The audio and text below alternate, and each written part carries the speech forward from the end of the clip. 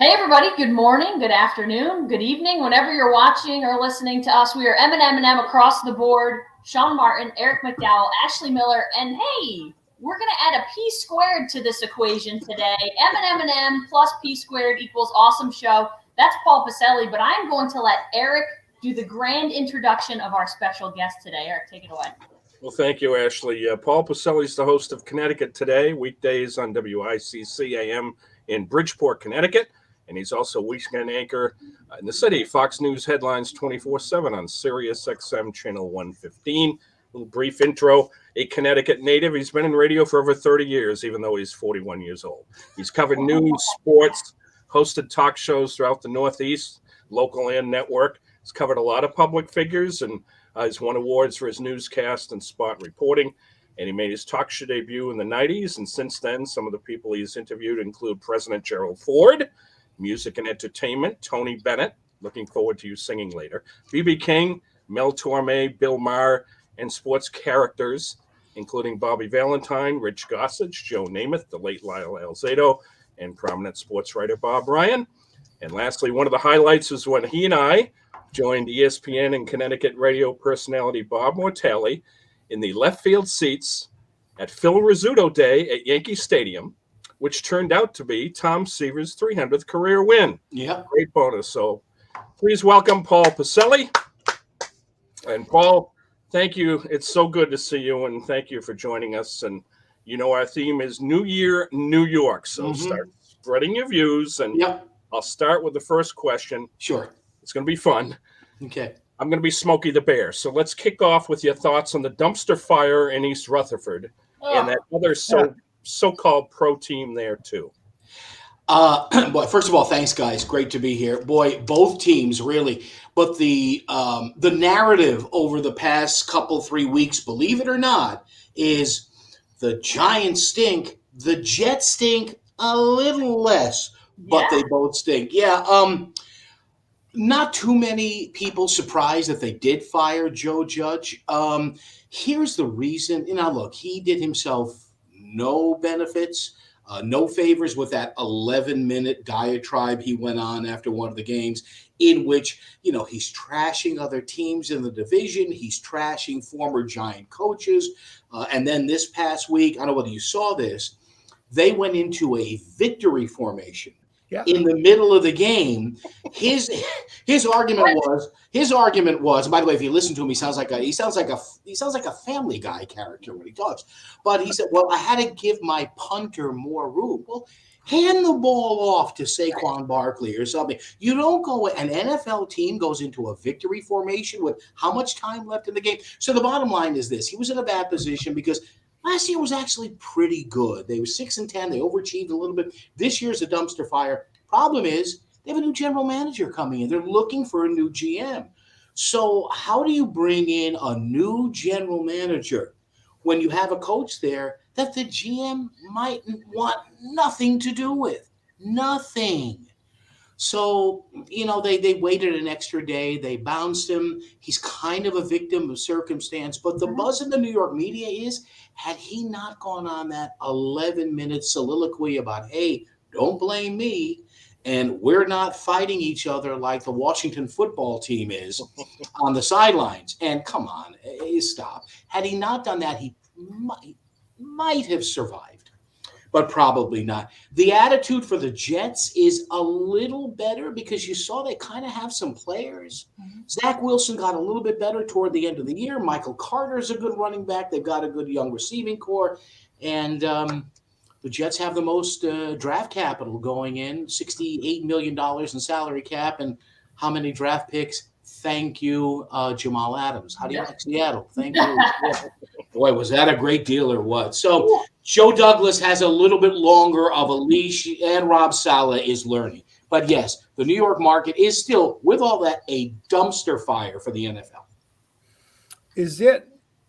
I heard a couple of weeks ago the thought was that John Mara thought he had the next Belichick and Bill Parcells on his hands. Which, okay, whatever. But do you think that getting leaked out, and then it appeared the word Monday was that he was safe, and then they turn around and fire him the next day? does that just speak to dysfunction at the highest levels of the organization? It might. Look, you've got 3 family-run operations in the NFL, 3 major ones: the Giants, the Steelers, and the Bears. Look at the Steelers. I mean, 3 coaches in 50 years. That's unheard of. That's the picture of stability. The Bears, tough town. Matt Nagy's record wasn't awful if you look at it, but they're still living on the 85 Bears there. Come on, time to move on. The 85 Bears. Yeah, and Sean, you're right. When that leaked out, people are like, really? Really? This team that's won titles with Bill Parcells and Tom Coughlin, who are like icons with the Giants. Like, what are you doing? The word was the Mara family did not want to see that it was 2 years and gone, 2 years and gone, 2 years and gone. But I got to tell you, I have never in my decades of watching sports and listening and viewing everything here, I have never seen a fan backlash to a New York team like there was over the past 8 weeks. I mean, this is worse than back in the 70s when they flew an airplane above Giant Stadium. And you remember this, Eric, burned their tickets. This was close to that. So it was inevitable.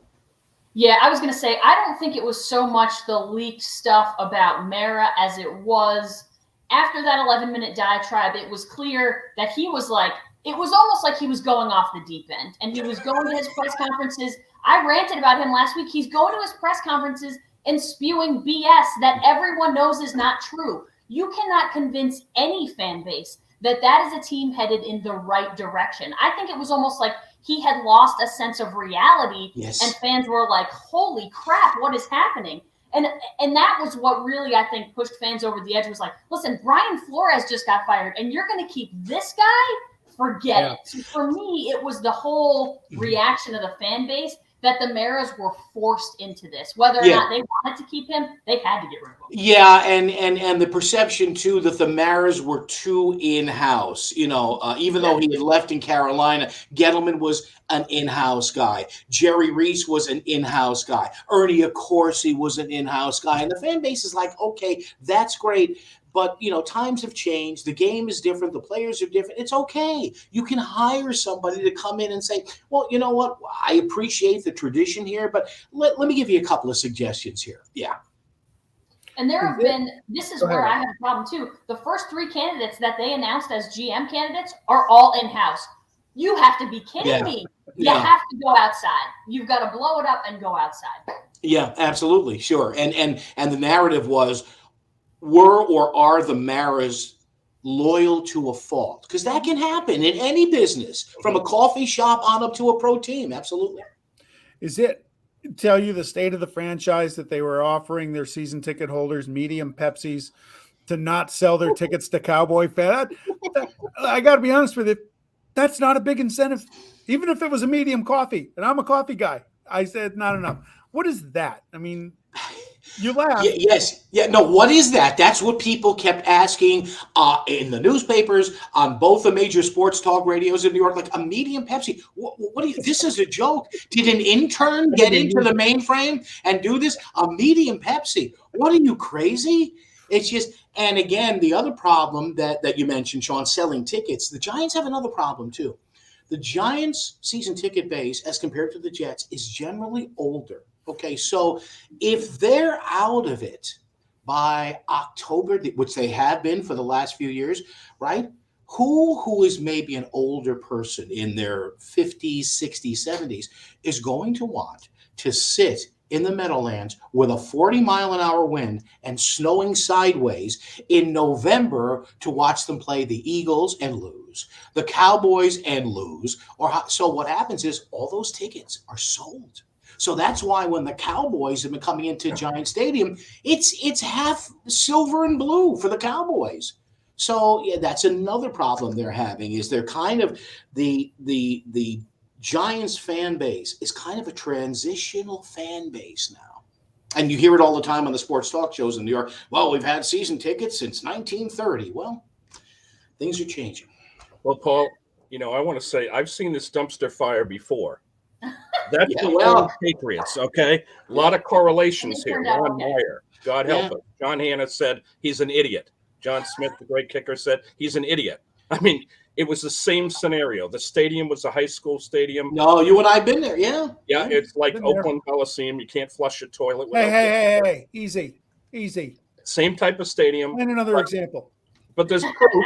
There's proof that it can happen. And Yeah. the Patriots back then, I see a big correlation, don't you? The way the organization's being run. We had Victor Kayam come in. Raymond Berry finally cleaned it up. The Giants have to do what the Pats did then, don't you say? Turn it around. I agree, and the level of parity in the NFL allows you to do that. I mean, look at last Sunday. Now it was the last weekend of the season, and weird things happen. But I've always been a believer in the axiom that these are all professional football players. Even a bad team in the NFL has cut guys that were stars in college. So why do you think you saw this past weekend, the Colts lose and other teams? How did the Jets this year, my beloved team, how did the Jets beat the Bengals? How did they beat the Tennessee Titans?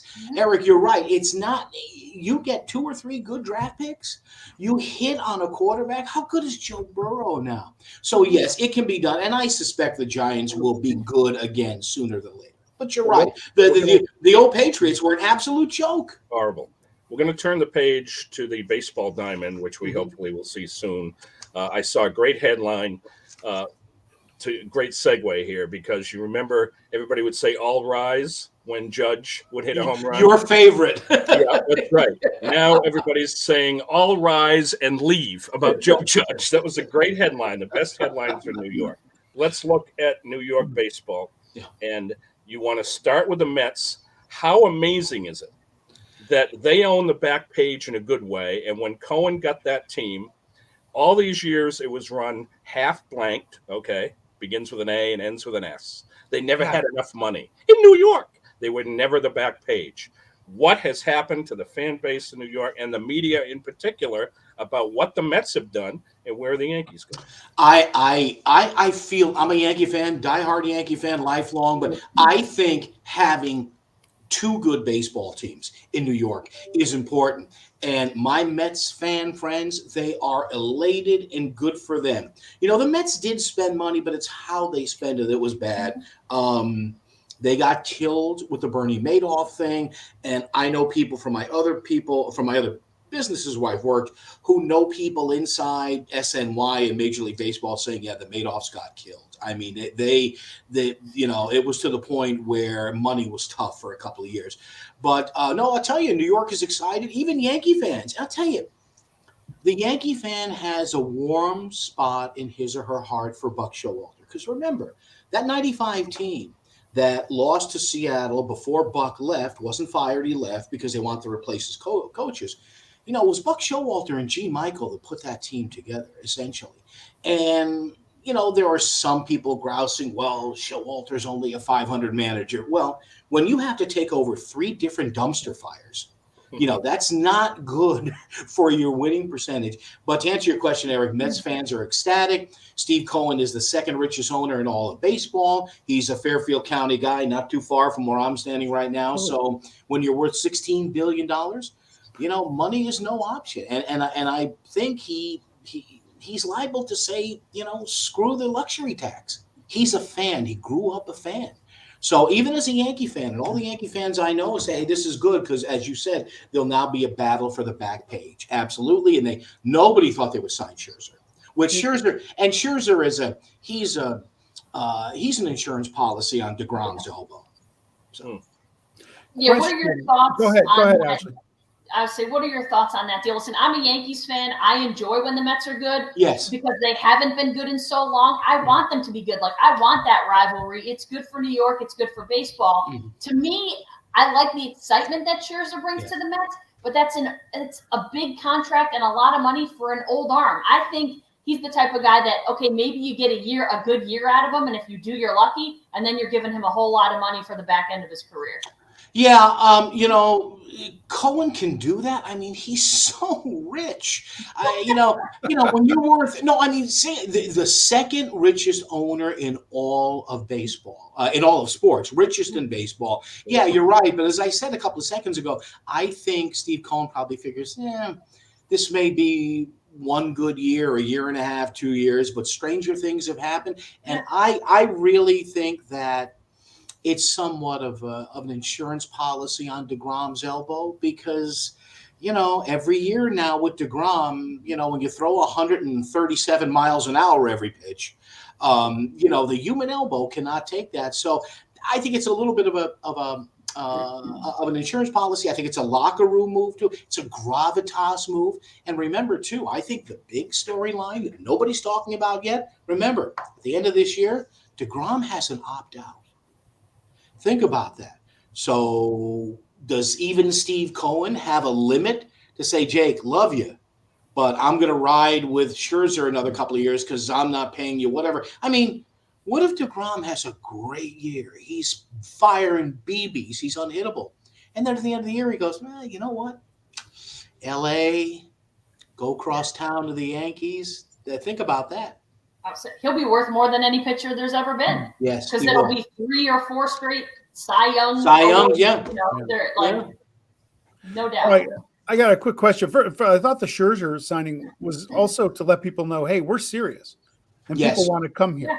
But my question for you is based on what you said about the luxury tax. For years, Yankee fans had an owner in King George who didn't care. He wanted to win. Yes. Now they're being run by a guy more interested in his P&L, net profit and loss, and working off spreadsheets. How tough an adjustment is that for Yankee fans who are used to money as no object, and now they're seeing it across town? It's been tough. And, when guys like me and gals, we grew up with Dad, and Dad was just, I don't care what it costs. Now, do the surviving family members are saying, well, you know what, are we running a baseball team or are we running an investment? I mean, imagine what the Yankees would be worth if they held a news conference and said, you know what, we've loved it, but what, $5 billion, $6 billion, $7 billion. So to your point, there is a little like, why is everybody making the big, the big hiring? And, that can only be answered by the family members. Maybe it's more of a business than it was with Dad, who, remember, he said he wasn't going to get involved. He said the anniversary just passed, by the way, of when he bought the team. $10 million. Not a bad investment, huh? Not at all. Yeah, I think it's just interesting too when you're talking about like the Yankees haven't made a move. Their big moves in the offseason have been re-signing Gio Urshela and Domingo Germán. Who the hell cares? Like that's not a big move. Since they signed Garrett Cole, they haven't done anything. They've just sat stagnant, and it's clear that this team, as is constructed, is not good enough to win. And they're caught in this vortex of, well, we can do this, but that affects this. In other words, for example, why haven't they gone out and get a shortstop? Well, are you going to sign a shortstop to a 10-year deal when this kid Anthony Volpe is supposed to be an absolute, star? Well, get rid of Gary Sanchez. Okay, and who's your starting catcher? Well, Sanchez strikes out a lot. Yeah, and he's going to, in a bad year, he's going to run into 25 homers. Or 30 homers. With all his foibles, he's still the best offensive catcher in baseball for power numbers. So that's the biggest problem, I think, is that the Yankees are kind of caught. They're not World Series guaranteed good, but in a bad year, they win 92 games. We had a horrible year. You won 92 games. You know what Pittsburgh would beg for to win 92 games? Takes them 3 years. Hey, Paul, we're not even on the same planet with those two teams. We really appreciate this, and I hope that maybe, folks, we could get you back toward the spring. Sure. Some hoops and hockey playoffs. How if Knicks, Nets, all that stuff. Well, I'll give you a quick wrap on that. The Islanders can't shake COVID. The Rangers arguably are the best team in town right now with the best coach.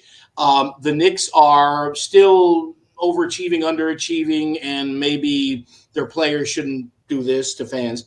And nobody likes the Brooklyn Nets, even in the city. Like everybody hates them. No, but I mean nobody cares. Nobody cares. Thank you so much. We want you to stick around. We're looking forward to your opinions on our next topic with Sean, and I kick it over to another Hall of Fame caliber From a Hall of Fame broadcaster to a Hall of Fame writer. Here's Sean. Look at that.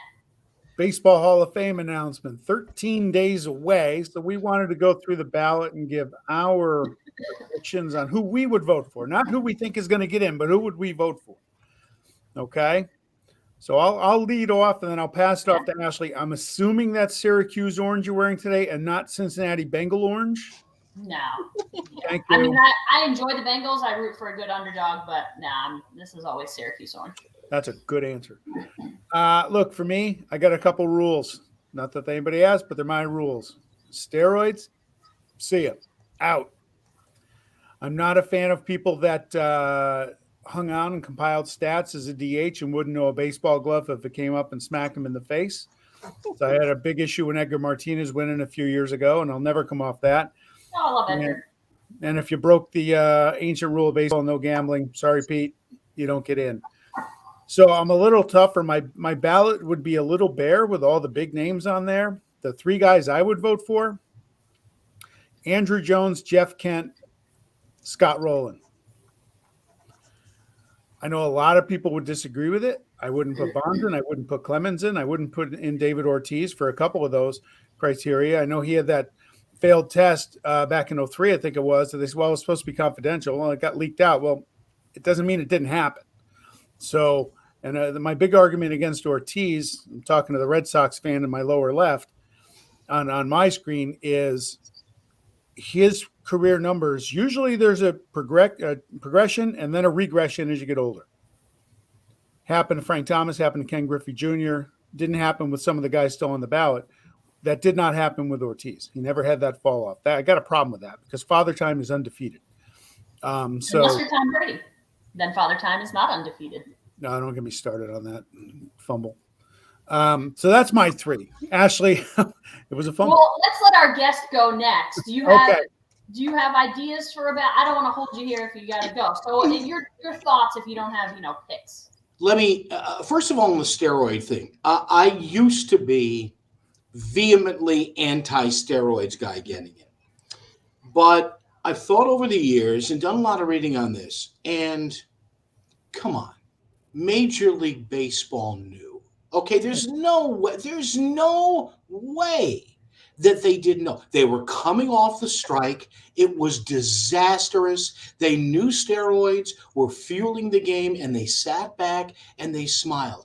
And having heard guys say this and interviewed guys over the years, why did you do steroids? Well, the other guy was doing them, and he's competing with me for a job. Correct.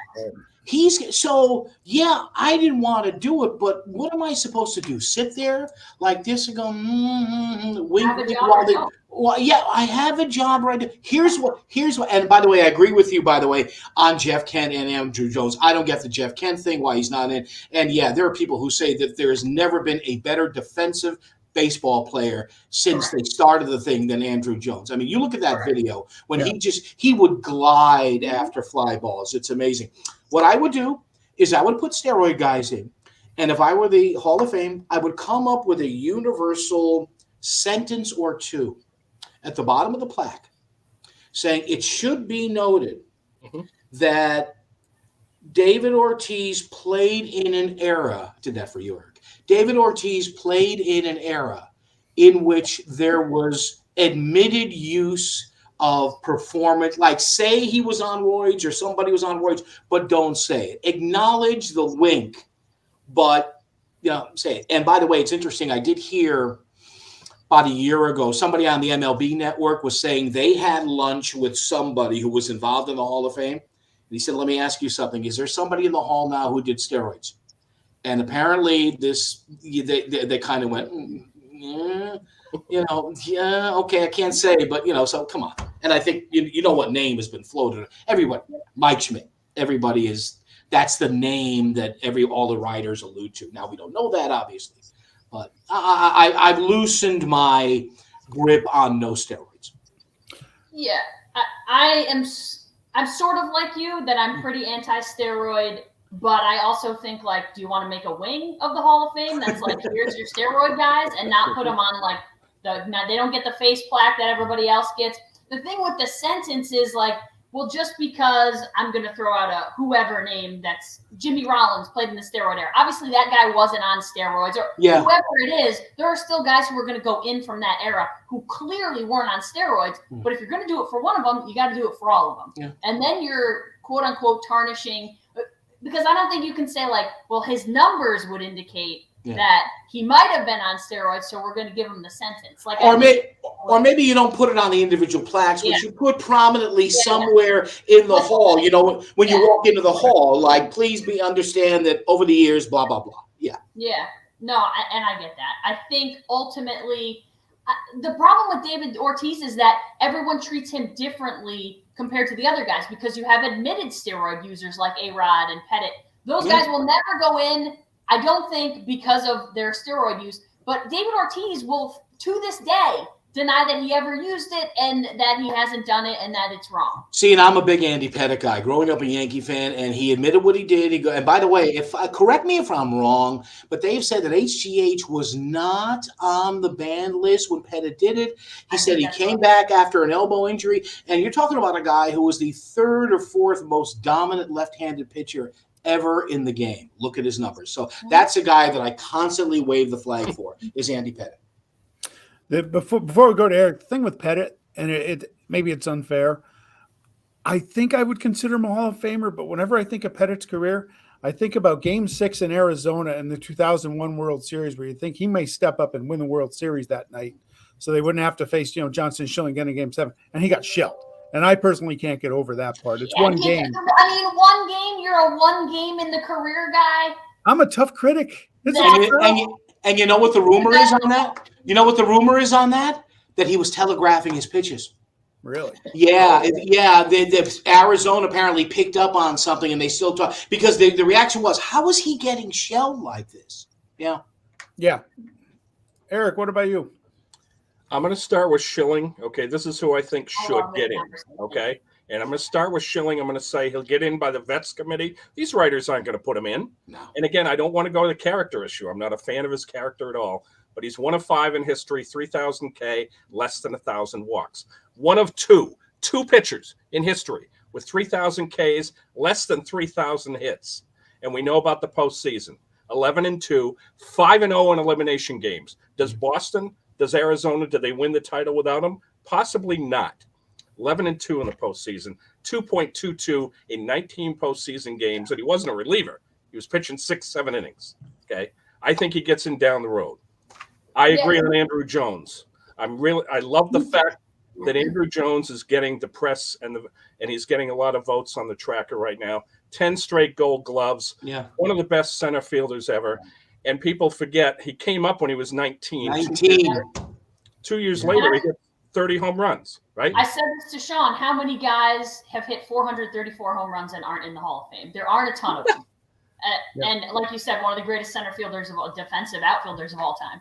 In a 10-year window, last thing on him, 34 homer, 103 RBI, and he played center and averaged 150 games a year in 10 years. So you saw him dive into the walls, and somehow he was healthy. No question he should get in. Yeah. Billy Wagner, okay? We know about closers and DHs. That's like saying Ray Guy doesn't belong in the NFL, in the Pro Football Hall of Fame. We're past that. Billy Wagner, 16 years, 422 saves, second highest among lefty relievers, 6th overall, career 2.31 ERA, 500 innings with less than 500, pitched in a live ball era, 7-time All-Star. Billy Wagner deserves to get in. I agree on Jeff Kent.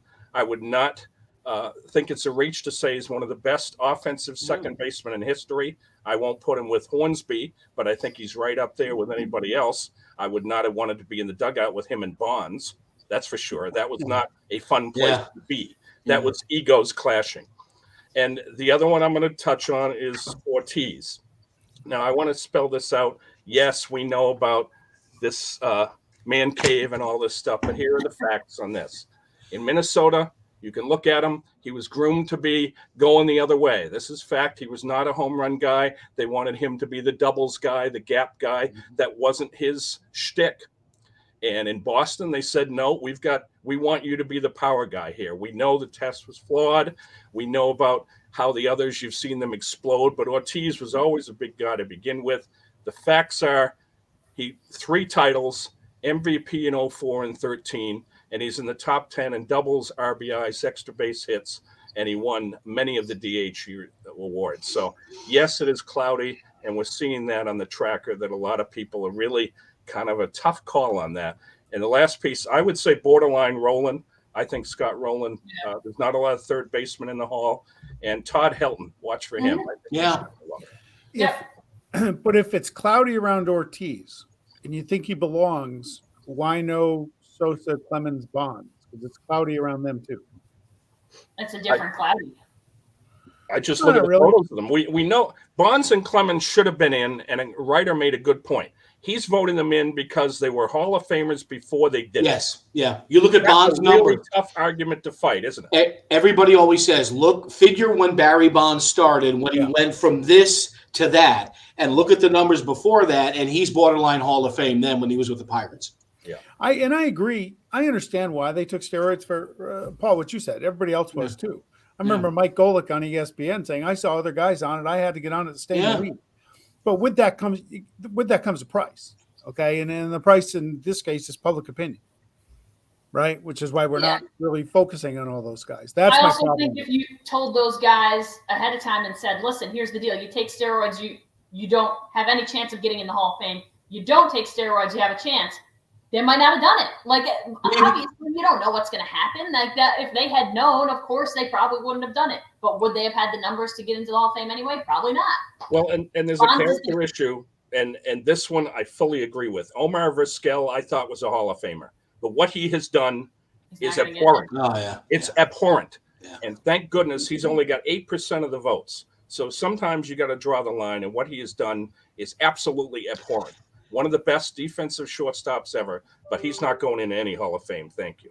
And not to belabor the Pete Rose thing, and I know he hasn't really conducted himself looking for sympathy. I get it, but having been a reporter over the years and having done numerous interviews on this stuff, I understand they can keep him out. I get it. And he's the people's champion, the Hall of Fame or whatever. Compulsive gambling is a sickness. It is a disease. And I just sometimes find it a little amusing, should I say, that in professional sports, alcoholism is given a second chance. Domestic violence is given a second chance. Gun possession, shooting a gun, low-level crimes. I get that a lot of people hate Pete Rose. Well, yeah, and I get that. Well, he's never admitted it, but again, and you know what? He'll probably go in after he passes away. But I always ask people to look at the Pete Rose situation from the not the baseball point of view, from the clinical point of view. And I've interviewed numerous problem gambling experts, and they say the number one thing that all people who are hooked on this say, I don't have a problem. I've got no problem. Yeah, no, I didn't do it to excess. I knew what I was doing. The biggest problem I have with Pete Rose is for over 20 years, he flaunted it.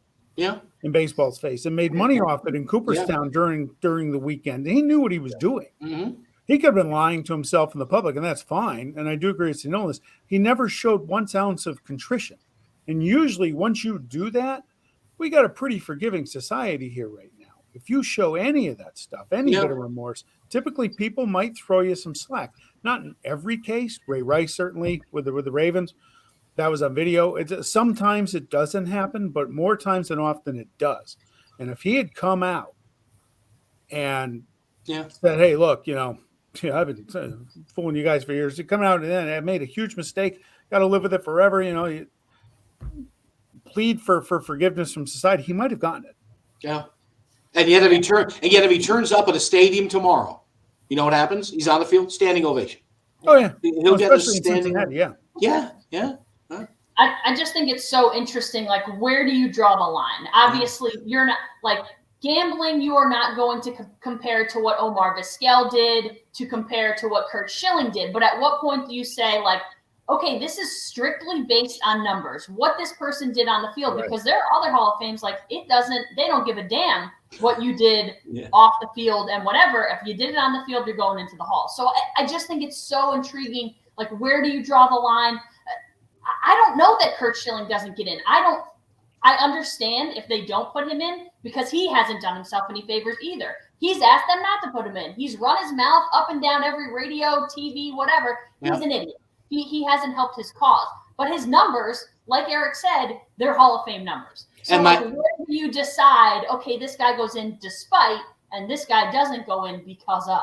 And my biggest problem with David Ortiz, Eric, is that the Yankees never threw at him. They never moved him off the damn plate. What is it? Can you move the guy off the plate instead of letting him dig in for 15 years? Jeez. If anything, you put it low and inside, and he could still put it out. Yeah. The Hall of Fame Schilling belongs into is the Hein Ketchup Hall of Fame for what he put on a sock during Game 6. Yeah, that's right. Yeah. I'm just kidding.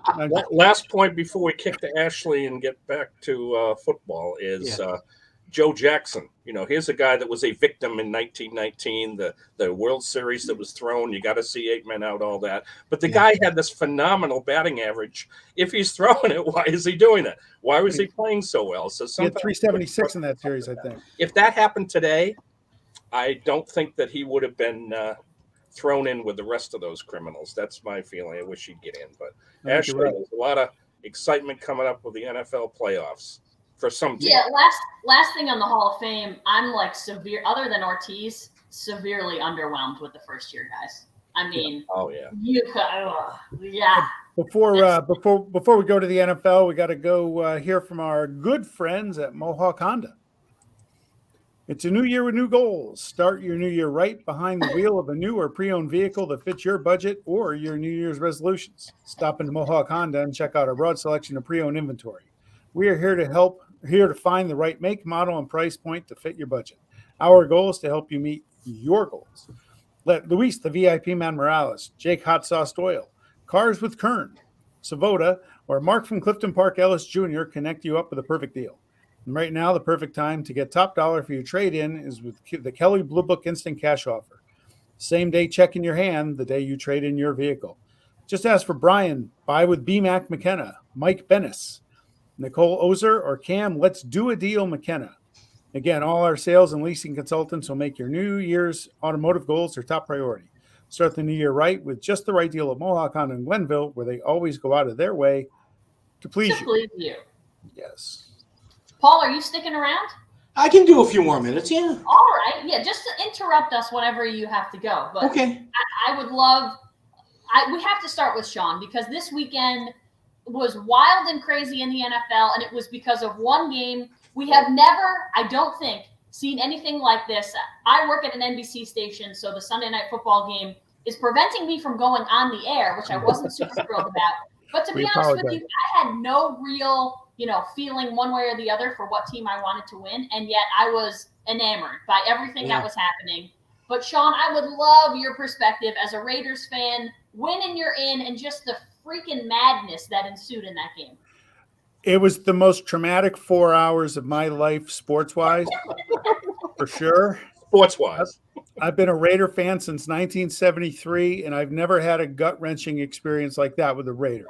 One time with the Huskers in the 94 national title game against Miami when they finally won one is the only thing that compares.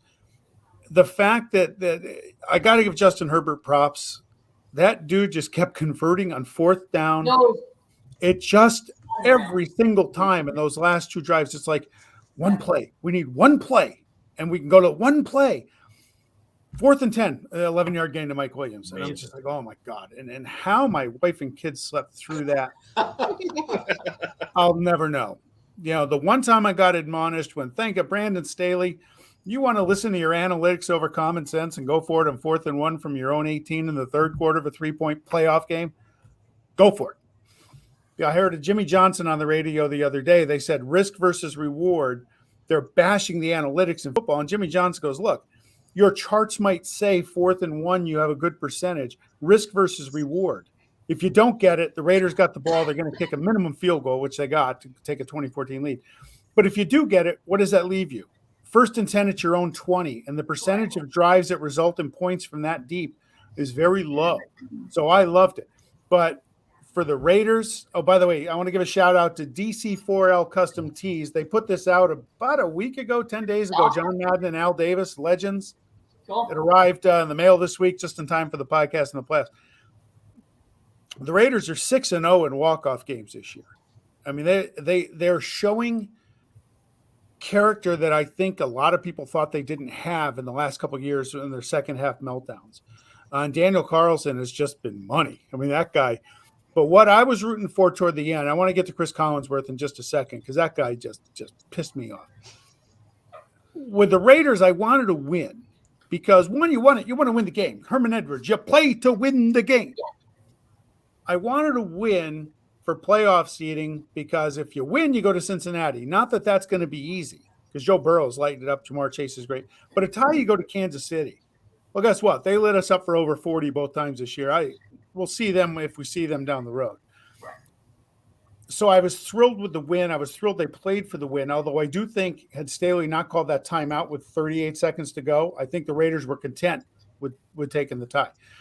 What bothered me about the telecast, and it took it away, was Chris Collinsworth in the game of the year with everything on the line. One, they talked more about the Steelers than they did about the two teams. And I get it, but it's the Raiders and Chargers. With That's 5 minutes not to go, true. he starts harping on, when do you start playing for a tie? And he wouldn't let it go. And my problem with that point of the game was you're assuming your opponent wants to tie as well. That conversation was more aptly saved for 2 minutes left in overtime, which he kept it going. And they kept saying what that game meant to Ben Roethlisberger's career. They didn't even talk about Derek Carr's quest for a playoff appearance until 2 minutes left in overtime. So that's my problem with them folks on the Steelers. Can you imagine if that game ended in a tie? And I'm thinking about this going, oh, my God. Can you imagine? It would have been like, and remember the movie Quiz Show with the quiz show scandals? Yeah. They would have had like congressional hearings if that game had ended. Can you imagine that, guys? I'm sitting, somebody's got to win this game. And there would have been explosions out of Vegas and Reno. And now with sportsbooks starting in New York State. And can you imagine if it ends in a tie? There's bookies exploding all over the place. Hey John, let me ask you something. You talked about how the team, there was no meltdown, the guts they showed at the end of the year. Does Bisaccia deserve a shot at the full-time gig? Because he's done a great job. Yeah, we're going to talk about that later in the show. Yeah. But yeah, I kind of, he walked into just an impossible situation. Mm-hmm. I think if they miss the playoffs, he's gone for sure. Yeah. I think you gotta give it a look. You got to give it a look. Watch for his whiteboard, Paul. And Sean, I don't disagree with the Collinsworth stuff, but he was really saying what the entire country was tweeting. Like, if you looked at Twitter, it was everyone and their mother talking about this tie, and they were talking about it before the game. Like, the possibility that a tie could send both teams to the playoffs and eliminate another team who would have potentially been in was mind-blowing because the situation was so unique. I agree, though, there's a difference between, like, Chris Collinsworth has a job as a broadcaster to keep it a little more in the moment. Fourth quarter too early. Overtime, I'm in because now people are thinking, like, holy, you know what? Like, there's a real possibility that this ends in a tie. And give a shout-out to... After you both kick field goals, I think, like, all right, nobody's going to care if you play for a tie. And I'll tell you what, the Steeler angle, the comic relief for me was when they found those two Steeler fans dressed in their Steeler jerseys, sweating out the last couple minutes. Yeah. Because those guys have been like, just kick the field goal. Yeah. But what that timeout did, and we don't know if Bisaccia would have called a timeout, he might have, was it gave the Raiders a chance. They got the first down. It gave them a chance to wind the clock down to 2 seconds and you kick it. And then Collins, well, if it gets blocked and goes back, I'm like, no, snap spot, kick it. You're either going to lose or you're going to tie in that, or you're going to win or tie in that spot and you're going to the playoffs. So I like the way they did that. You got to try and win the game. There's a competitive thing to it. But I will say Collinsworth did say in the last couple of minutes, your job as a coach is to get your team in the playoffs. Yeah, and he's right about that. That's your only job, to get the playoffs. Doesn't matter how you get there. And I was like, okay, well, if we end up in a tie, I'll go back to that. You still want to win the game. Yeah, and I know Carr said after the game immediately that the timeout changed what they did. But everyone who has broken that down from then on, and even coach, I think afterwards, it wasn't the timeout as much as it was them picking up that huge chunk of yards. Like they went from a 60-yard field goal to a 47-yard field goal. A 60-yard field goal, you're not going to attempt the field goal because you're going to miss it, and then there are the possibility that things can go haywire. Look at the kick six game in Alabama Auburn. You then have to kick it. Yeah. So I think it was the first down, not the timeout, that really prompted, like, okay, we're going from a tie to now let's go win the game. You got it.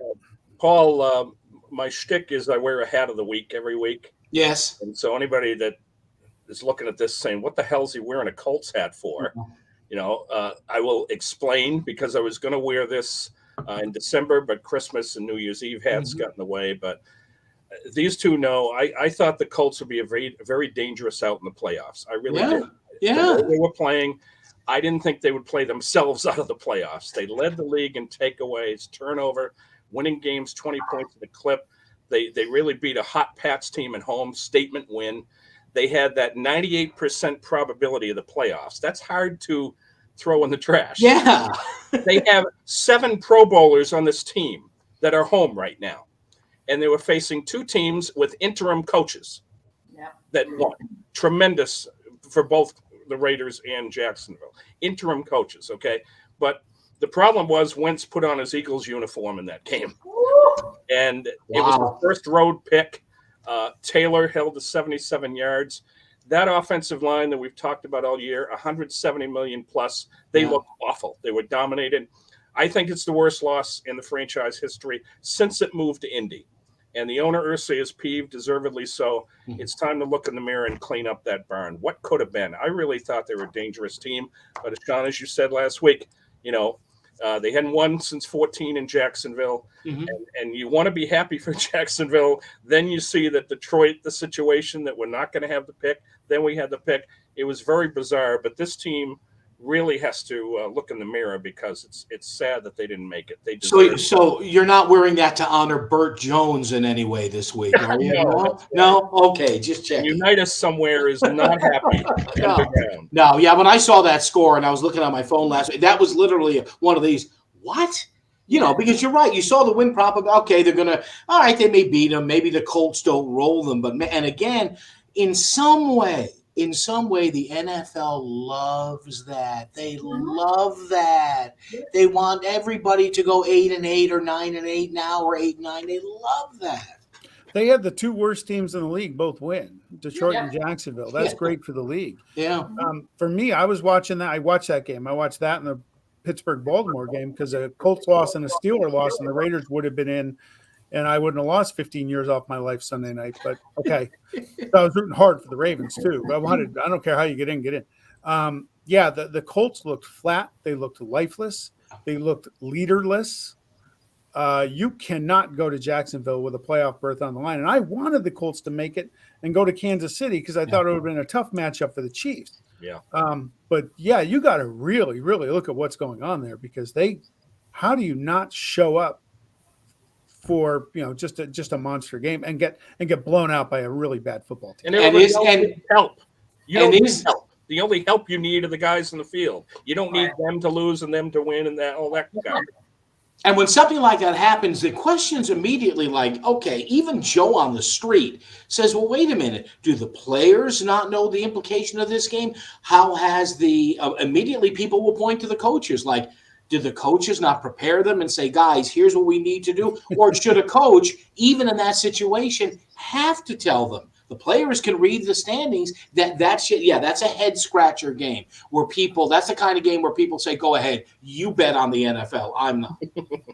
Yeah, and I think, in my opinion, Carson Wentz has taken a little too much of the burden on certain teams that he's been on in the past. It's always like, well, Carson Wentz sucks. He's no good. What's he like? Listen, he had a 4.4 QBR in that game. That's on him. Like, I would normally defend the guy, but that's terrible. About as bad as you can get. Yeah. He missed that week of practice for the Raider game with COVID and was horrible in the first half. Got it going a little bit in the second half. But you can understand that. Like, you can understand that. You can't explain this away. I mean, he was bad. He was Tim Tebow bad. Yeah. Throwing the football. Yeah. And I've never made that correlation. We all did well, Sean, on our Black Monday predictions, don't you think? Yeah, that was pretty the good. one that I didn't see was Brian Flores. What in the world? Yeah. I mean, he won 4 straight against Belichick. Nobody's done that, okay? I need him to be our next His kids haven't beaten Belichick in cribbage 4 times in a row. Mm-hmm. It's sad that they've had a long, great run with Don Shula, and now they're changing coaches like the Giants. And they want consistency. Ross needs to have a little look in the mirror as well. But Flores could be gobbled up within weeks. If I'm Brian Flores, I'm throwing confetti in the air. Because he's already going to interview with Chicago. Ashley just mentioned going to New York. It's a dream. I said when he got fired, I was literally like, holy crap, fire Joe Judge and go get Brian Flores right now. Yeah, go get him. Yeah. Hey, looking forward this week. Any possible upsets? I see 2 that I really like. I like I'm looking forward to Pat's Bills Part 3 just because I like the idea of that game. I like San Francisco at Dallas. San Francisco got down 17-0 in an elimination game on Sunday on the road against a Rams team with a lot to play for. And they showed a lot of guts in coming back. I think they're going to carry that over and beat Dallas. Dallas, you can get 50 off the Eagles' second string and the Redskins or whatever, WFT. And sometimes you get glorified in the stories that could come about in sports. Pittsburgh was an eyelash away from being eliminated. How would it be you think so? How would it be if TJ Watt goes nuts and they can go out there and pull off a win in Kansas City? All right, it's wishful thinking, but I think that's the most unwinnable game of them all. What's pounded? Give me a score. What's pounded? Lose by 20. Okay. Quite possible. It is possible. Okay. Wow. Okay. Wow. Okay. I agree with you that this could be another see you later early for the Cowboys. I mean, just the way San Francisco stormed back in that game. I turned it off. I said, there you go. Frisco's out of it. And, half an hour later, I'm like, what? So, again, here come the Cowboys, America's team with, the 4:00 game every week. And, they haven't won anything since, since, I don't know, wasn't East Germany still a thing when they won something? I think San Francisco, the key, we know what they can do up front. If their secondary can do a good job, they've got a shot. Otherwise, if their secondary gets toasted, I think that thing is going to be pretty ugly. The interesting one is Monday night with Arizona and the Rams. Teams. It should be a great game, but 2 teams that didn't want the division title on Sunday. Yeah. How does Arizona lose at home to Seattle? To me, they're awesome. They're the most exciting games. The two division games. You got Bills, Patriots, Rams, Cards. I think it's awesome just because you already have the built-in rivalry. That to me is kind of cool. Bucks, Eagles, no interest whatsoever. And I don't think it's going to be competitive. And I don't think KC is going to be competitive with Pittsburgh. So I don't love those 2, but the 2 division games are awesome. I'm interested in Raiders Bengals because I do like both teams. Like, I think both teams are intriguing. They're hot at the right time. They have the pieces to make a little bit of noise. Yeah. Eric, what about you? The Pats are coming in. They couldn't be in a worse spot losing those last 2 games. And Mac Jones, what do you think about him and them heading into Saturday? Well, let me throw one at you at the Rams, Arizona. Okay, these 2 have combined for 23 wins. How many of us think either of these 2 teams are going to be anywhere later? Not me. They're just not no consistency. I don't believe in them. And I've said if Stafford is not playing well and the Cards could sack him 5 times again, so logic says Arizona wins, which means I'll bet the Rams. Now, as for the Pats, obviously they're hoping for snow, wind, 20 below wind chill because it's going to be the running game. They can't put it all on Mac. It would be nice if they would play a first quarter, Sean, because that's been their Achilles heel of late. They just bury themselves early, and then they try to catch up, and the clock runs out. So it's common knowledge they've got to establish the run, chew up the clock, do what teams used to do to Brady, keep him off the field. Keep Allen off the field because I think he can run down their throats. I don't see it working. I think the Bills, the way they're playing, and that home crowd, I think I can see the Bills winning that one. And I have to say the best part of any Patriots game when it's on is the constant stream of analysis from Eric on my Facebook Messenger. I mean, when I see the phone, when I hear the phone, I'm in the other room and I'm starting to hearing ding, ding, ding on the phone.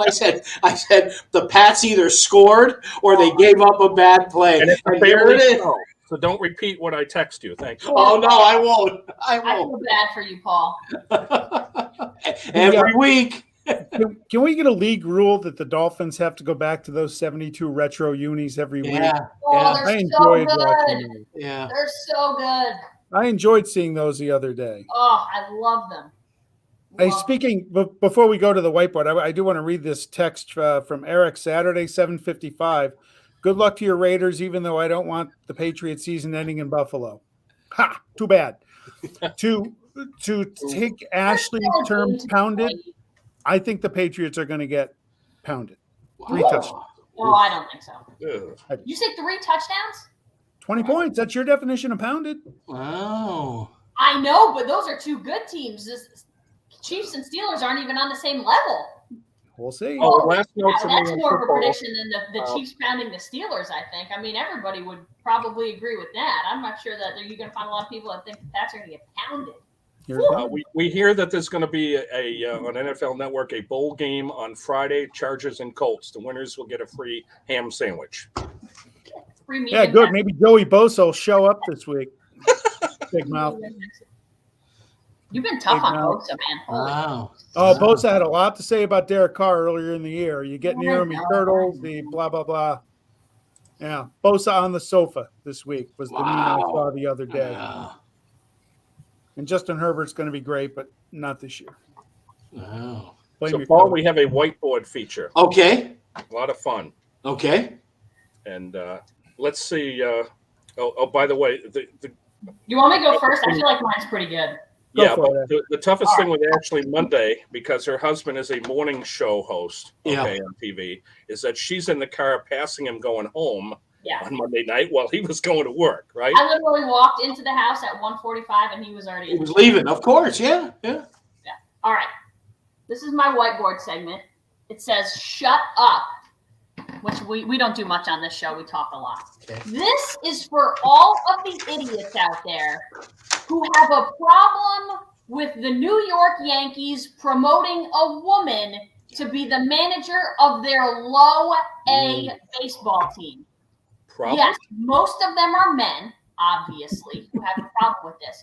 First of all, if you're a Yankees fan who has a problem with this, I would be shocked if you could name, because I'm a Yankees fan, if you could name a single player on the low Low A A. Tampa Archons. Yeah. You know jack diddly squat about the low A Yankees team, and yet you have a problem with the manager of that team.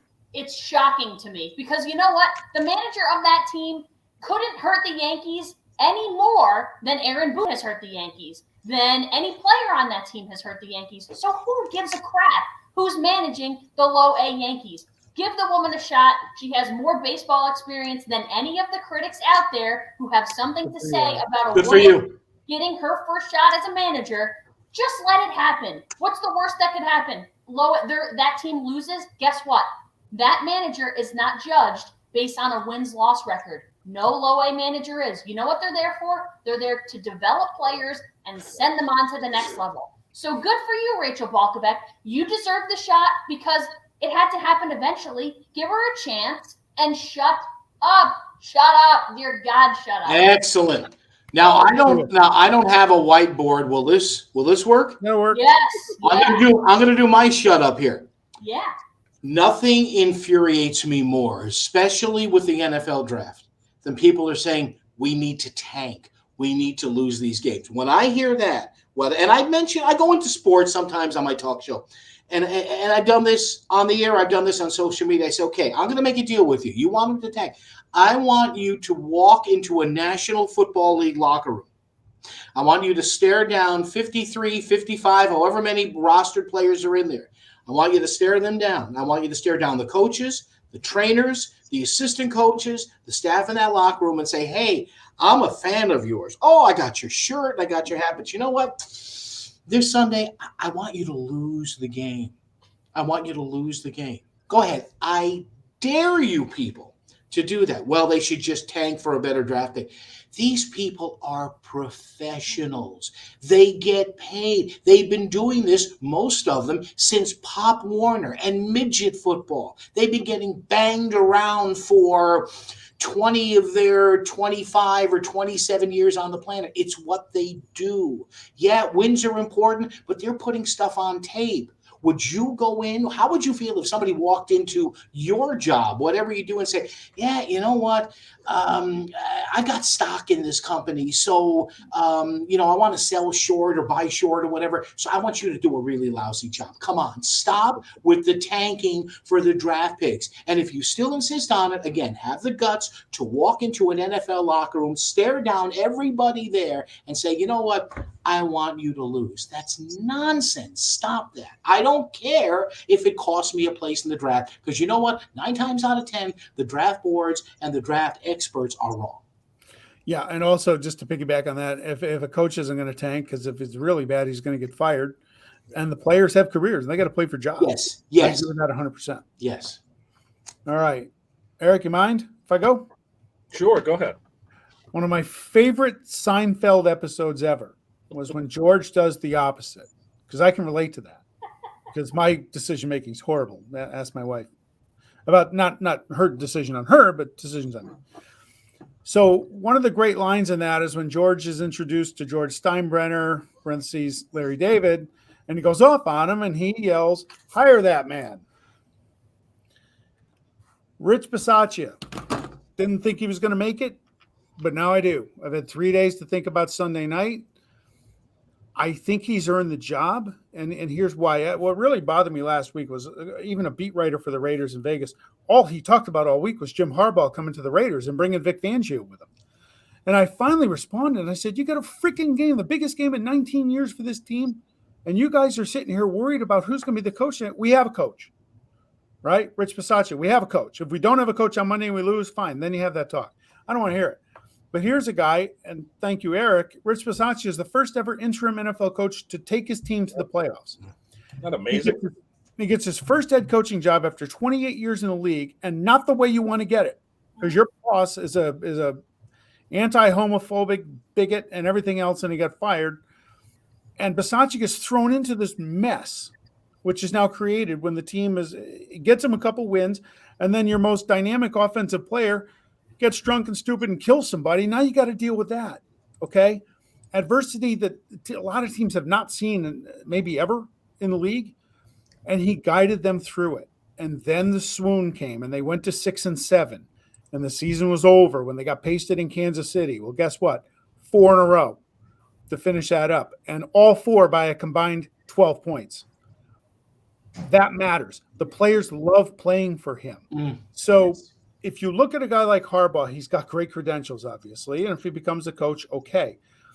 But when players will play for a coach like Bisaccia, and you have a chance now to capture what the good feelings that you have now and continue it. If it doesn't work out, okay, it doesn't work out.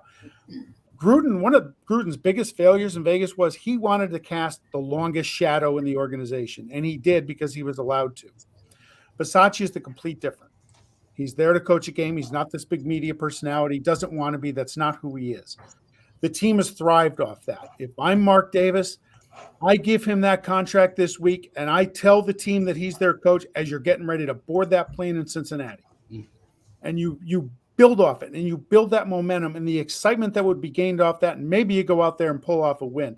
That's what I would do. He's earned the job. He was 7-5 in impossible situations.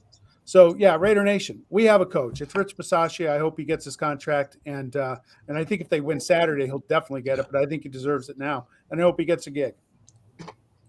And you know what? He looks like a coach of the other Raiders, right? He's got the goatee and the money, and you look at him, and he's kind of guys peering out from under the guy. I'm like, that's a coach for the Raiders right there. I love the guy. Yeah. Very good. Bonus fouls. Ooh. We've all seen it. We will always see it. They clog down a game so much it's like a clock frozen in time. Like you need to go out and buy Drano, or that you're waiting at the DMV. It's bonus fouls.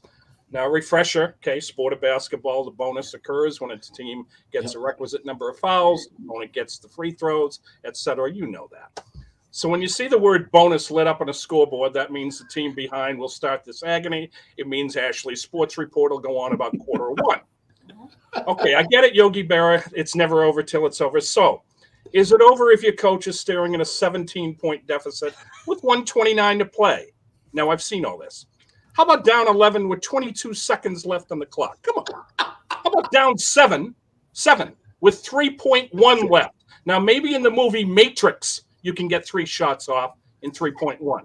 You already have had 38 full timeouts, 24 media timeouts, 12 30-second timeouts, probably 3 or 4 for the officials to tie their sneakers. So when is enough enough? The term start the bus can't come into play because the gas tank will be empty by the time the game ends. So here's an idea. Give a team 4 free throws in the bonus instead of 2. Even Shaq can make at least 2 of those. Let's just say that bonus fouls smell very, very foul. Quick point. Also, with Ashley, and Ashley, by the way, 2 a.m. when I couldn't get to sleep, I was thinking of you the other night, like, oh my God, we delayed Ashley. And I told her on the podcast we wouldn't do that to her. Yeah, Eric, all right. Yeah, those late games also bother newspaper guys who have to sit in their freezing cold car with fingers that are numb trying to type in a parking lot of a school because they don't have time to get home or get to someplace warm. And that makes it a little tough on a frozen keyboard. Well, Paul, we want to thank you so much for your awesome. time. We know how busy you are on weekdays, for your insight on the New York sports and everything else. It's great to see you, sir. And hopefully down the road you could join us. I'd love to. This was great. I really enjoyed it. And this is one of the few times that Eric and I have gotten together in our lives and not taken a giant plate of nachos and just gone. Maybe that should be our next one. When we can be in person, we'll come visit you in Connecticut and do a show with a big plate of nachos. Let's do a remote at Bobby V's restaurant show. By the way, did you see the story? Bobby V's reportedly, now he ran for mayor, guys. I don't know whether you know about that. He ran for mayor of Stamford, got beat by about what I thought it would be 4 or 5 points. He supposedly is now heading back to the front office of the New York Mets as a special advisor. Yeah. There you go. Nice guy. A quick update, by the way, off of last week's Whiteboard, Chewy's Beer Brigade. Those people were partying when they saw the segment. And the other night, they were all going nuts. One guy was chugging. He had about a third of a pint glass. I'm like, that's not a chug. And then I realized it was whiskey. And he had multiple rounds going. And you know how I know that game was 4 hours? It was 4 hours and 7 minutes. You know how I know that? Because as soon as the game ended, I ran downstairs, did my chug for the brigade. It was 12:22 a.m. Nice. Cool. Sean chugged a beer on our podcast last week. Nice. Well, why not? Why not? I still think it with Mott's apple juice, but that's just me. Why not Mott's apple juice? Why not? All right. Fun. Thank you, guys. I appreciate it. Thanks, you. Paul. Great having you. For joining us. Thank you, everyone, for watching. Ashley, Sean, Eric, and our special guest, Paul. Good luck to the Raiders this weekend, Sean. And we will see you guys next week. You're watching M&M&M Across the Board.